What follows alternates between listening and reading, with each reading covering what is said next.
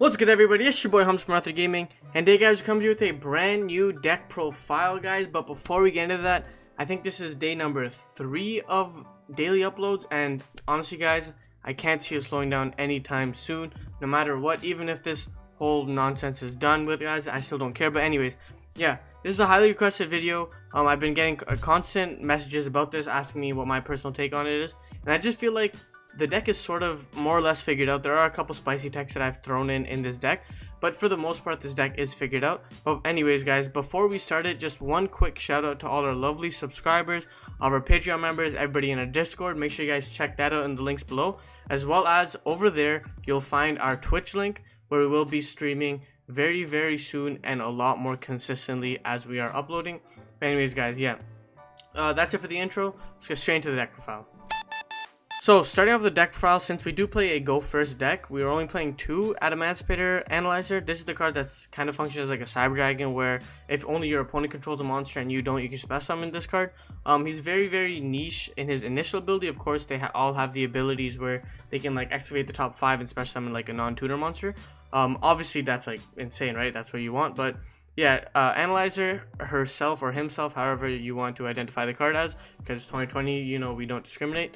Yeah, this is a really good card, but initial effect is so I cut this card down, which you guys will see, for another tech card that I personally feel like is really important in this deck, and I feel like it's mandatory.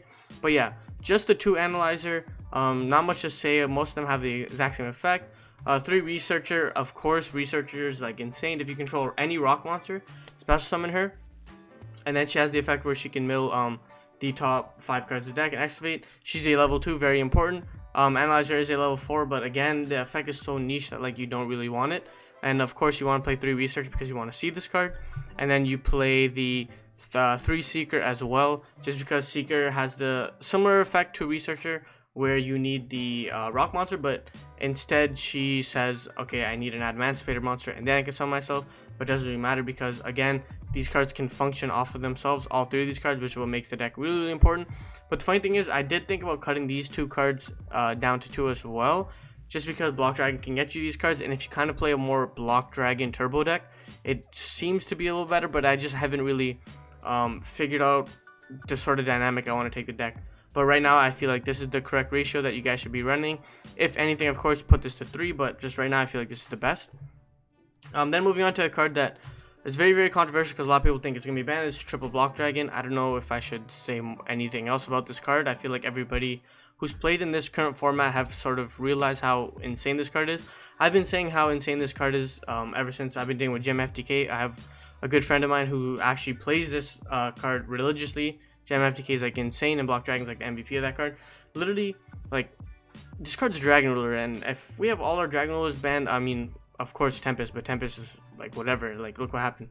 This card's Dragon Ruler, and all the Dragon Rulers got banned. Like, why is this card still at 3 or even at 1? Like, if you were to hit this deck, you would definitely ban this card, and then of course they would make adjustments accordingly, like maybe put the Dodos in. But yeah, I just personally do not see Block Dragon like surviving this list for sure.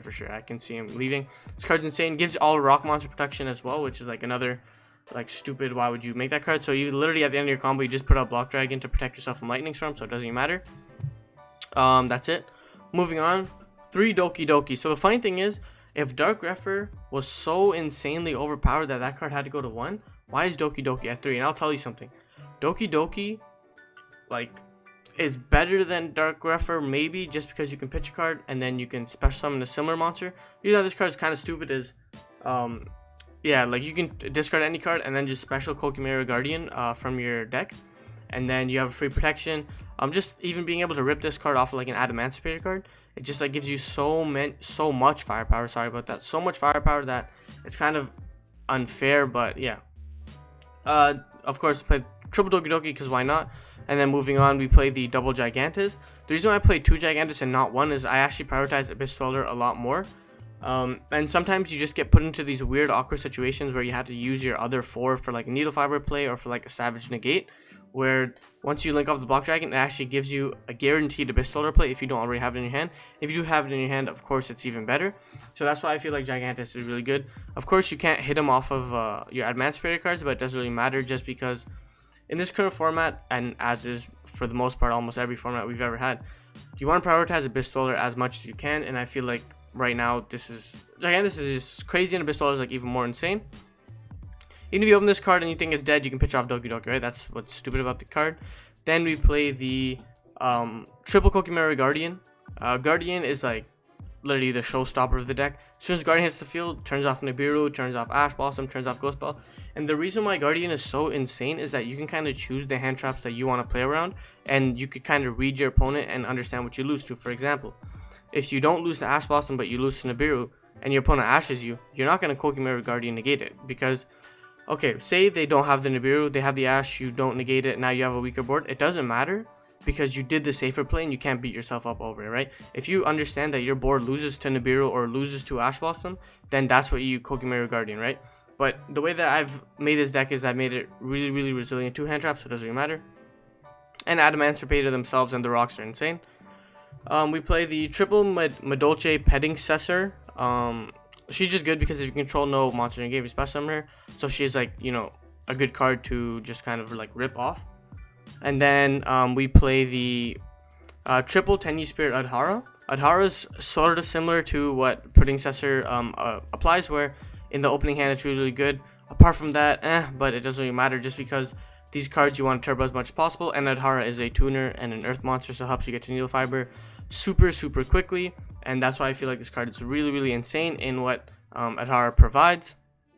Then we play the double Tackle Crusader. This card, a lot of people have been taking in their deck just because he's kind of like a floodgate remover or annoying card remover, and then him paired with Doki Doki is literally like a 2-card combo to like win the game or like FTK your opponent essentially, just because of what he does. When he's sent to the graveyard, try one face-up monster your opponent controls and book a moon it, or you can try one face-up spell trap card your opponent controls and bounce it.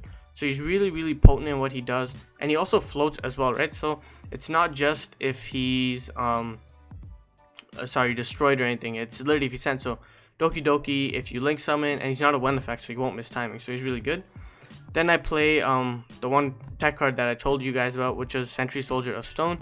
If all monsters are rock monsters and this card's in the graveyard, especially on this card, for the most part you literally almost always play rock monsters, which is why I feel like this card is really insane what it does. You can like literally pitch this card off anything. This card I feel like is just super duper insane what it provides, like Doki Doki bringing it out, linking it off, and then reborning him and then linking off again. Like he's really good, super underrated in my personal opinion. I feel like this card's insane. And then I'm sure you guys noticed me skip over them because I want to talk about them now. Dragon Buster Destruction Sword. Of course, you equip this to like your Savage Dragon or like any other dark monsters you have, like, or for the most part, it's Savage Dragon, or you can Phantasm if you have a weird hand. But the reason why this card's super duper insane is it locks your opponent out of the extra deck, giving you a better play under Dark Ruler No More, because now it forces your opponent to have like the Evenly or the Lightning Storm, and if they don't have it, they're in a really frustrating and annoying spot. And I feel like this card is like mandatory now, especially with all these kind of like board break or stun cards. If you can't duel them, you just Sword of Destruction swordsman them and call it a day. Then we play triple Fantastical Dragon Phantasme. This is again a personal tech choice of mine, because I feel like since Sky Striker literally just won that LCS like maybe a couple days ago, more and more people are going to be playing Sky Striker, and Fantastical Dragon Phantasme is super insane against that deck. Like it doesn't make any sense. And of course, when you go second, you want to be able to see your board break cards, quote unquote, or just like your extender cards depending on the deck you play against. If it's against Eldritch, Phantasme is like super duper insane because he can draw you into Nibiru, and just in general I feel like Phantasme is a really great card, especially in the mirror match as well. Then we play triple Nibiru as well. Phantasme into Nibiru is like FTK. Phantasme Chainlink 1, Chainlink 2 Nibiru is like FTK as well. Like there's just so many applications that Nibiru provides. The craziest thing is he's a rock monster that he'll summon, so he can literally work off a Researcher, which is why people have been saying Researcher is gonna get hit, but it doesn't really matter. Then of course you play the one O-Lion just for the combo. Nothing else like that. A lot of people are saying this card is gonna get hit. I have yet to see how sort of insane this card is, but of course this card is insane, but whatever. Then moving on, we play a combo deck that wants to go first. We play triple combo the in our decks. I decided not to play cards like Evenly Matched, Dark Ruler, and whatever, just because since so many decks are playing like 12, 15 plus hand traps, you already have 3 cards here to play through hand traps, and you have another 3 cards here to play through hand traps, so that's 6 cards as well. And you play so much gas in your deck that it doesn't really matter. So yeah, that's like 6 cards play around hand traps, and then all your other cards play around hand traps as well. Then I play the one magical Midbreaker Field just because it's Midbreaker Field. Again, you play a go first deck, and you guys saw it in my Dark Warrior profiles as well, which this deck really reminds me of just because of the gas it provides. Midbreaker Field just helps you deal with a lot of pesky hand traps, and so many people are playing Effect Veiler, Infinite Impermanence, and that new Ghost Mourner card or whatever she is, and she is another Effect Veiler where she has to target monsters. Midbreaker Field turns off all those cards. So again, you have 3, 4, 5, 6, 7 guarantee hand trap stoppers, and then you have cards that can play around it, like say a Phantasme, you summon it during your opponent's turn, now they have an Effect Veiler or Impermanence dead. So it's really good. You play like 15 ways to stop hand traps, and then of course 41st card, Monster Reborn. This card's too good not to play. Would I change anything about this deck? Maybe put in a foolish build for cards like Block Dragon and Sentry Soldier. Apart from that, not really. Moving on to the extra deck. Super standard. I'm pretty sure every Adamancipator deck will have this exact same extra deck. So it is Adamancipator Dragite. So of course, negate the card. This card will all be live because you play Needle Fiber. And then mill the top 5 cards of your deck and bounce cards. Bounce cards equal to the number of rock monsters activated. Good to go second OTK card. Raptite as an extender, just in case sometimes you mess up, you want to make a Raptite just to see if you can extend even further. You can special summon any rock monster in your graveyard, so you can rip cards like Doki Doki, or again like Nibiru's, or just any way to sort of play the game you can. The one Savage Dragon, just because Savage Dragon is like the best negate right now. And then he is a dark monster for your Dragon Buster Strike Swordsman. Herald of the Arclight. Herald of the Arclight's like FTK against Eldritch, and for the most part this deck as well. It's really good. Basically the negate is really good, but I actually prioritize protecting it if I can around cards like battle or anything like that, just because this card's like insane in the floodgate he provides. So if I have ways to protect this card, I will, like, of course, stop my opponent from getting monsters on board, or just in general, you know, just making sure that they won't be able to play. Then of course I play the one Martial Metal Marcher. This card has seen like insane amounts of play just because the combo provides with Olion and himself. Maybe he'll get hit on the list. There's so many decks that play this card, man, but it doesn't really matter. Moving on to the XYZs. One Dweller. Every deck I play will be considered Dweller Turbo unless there's another sort of toxic floodgate monster like Colossus or Herald of the Arclight. Who knows what this card can actually provide, technically speaking. But yeah. The one Abyss Dweller, the one Gallant Granite or Granite Loyalist, however you want to call it, he literally wrote as you Block Dragon, and it helps you, like, basically this card's insane because it can help you get Block Dragon.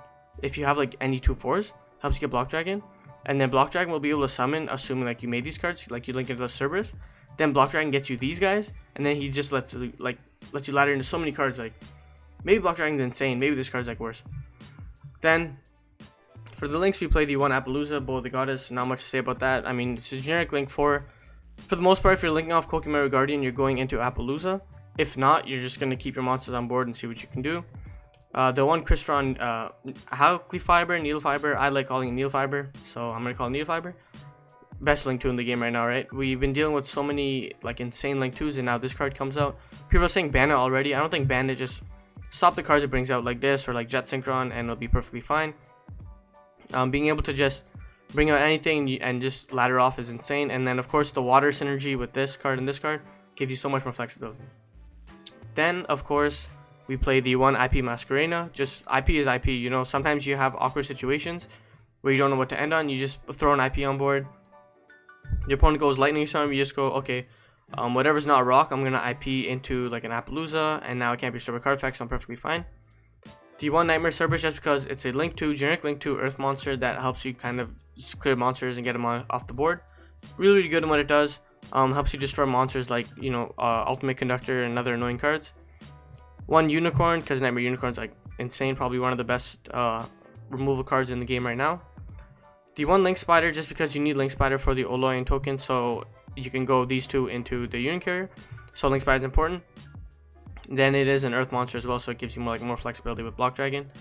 One Link Cross, like Link Cross and Needle Fiber together are just super duper insane. I can't believe that they both exist, to be honest. But I mean, yeah, Link Cross, link into it, summon the two, and now you're just chilling. You go off. So yeah, this is insane. And then to round it all off, we play the one Union Carrier. Union Carrier is just insane because it gives you so much utility. Like, you can either equip Destruction, Buster, Swordsman, and like lock your opponent out of the extra deck. Or you can just equip Block Dragon and just continue as an extender, and then you like link like your 2 monsters and like whatever into your IP, and then Block Dragon will trigger. Now you get these guys, and since you have like the Earth monster, like you just summon. Like, so insane. Union Carrier is like what makes this kind of like what pushes this deck further and further. like past the tier list. But yeah, let me know what you guys think. This is my deck currently. If you guys have any constructive criticism, make sure you guys leave it down below. Again, guys, make sure you check out all the links in the description below. This is day 3. Expect day 4 coming super soon, guys. We're still going super strong and we won't give up anytime soon. Again, this is Hamza from Ather Gaming signing out. Peace.